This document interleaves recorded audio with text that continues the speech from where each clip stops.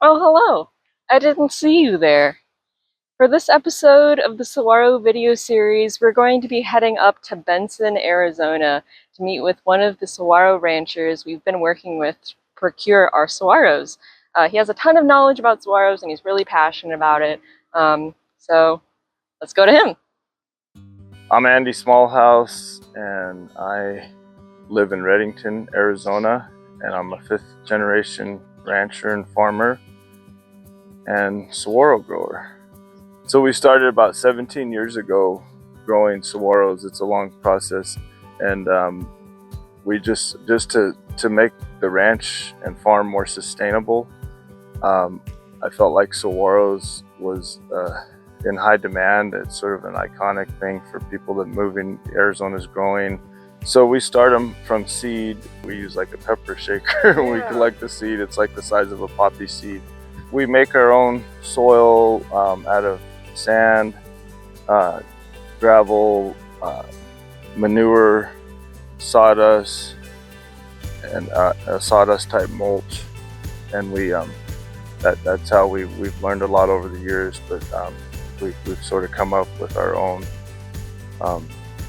type of soil that seems to work the best. But you need quite a bit of sand because drainage is very important with saguaros, and that's a key to getting them to germinate. And then the gravel on the top, which I showed you, is really key also.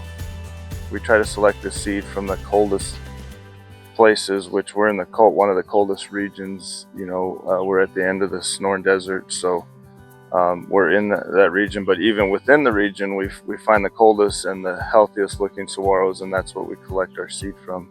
The biggest death loss is to the cold, and so that's what we concentrate most on, is to get cold hardy saguaros, because we'll lose about 10% of the saguaros when we plant them out in the field.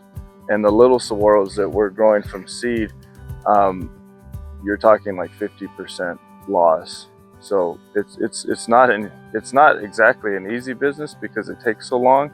They're highly susceptible to rot, to like root rot and so forth. And so if you water them too much, they easily rot.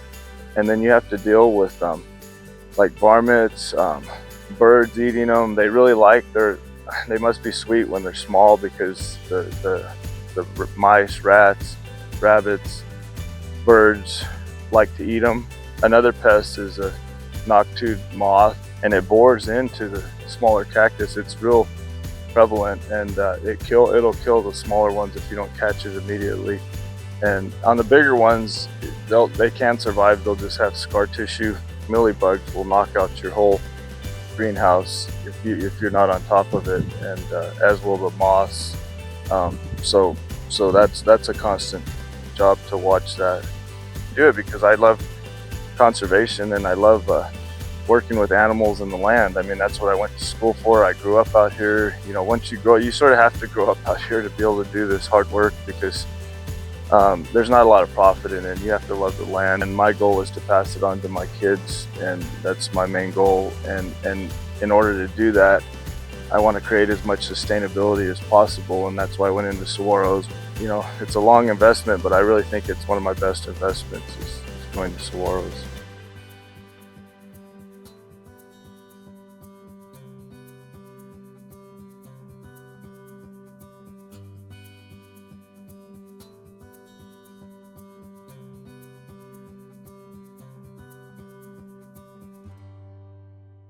I probably talk too much.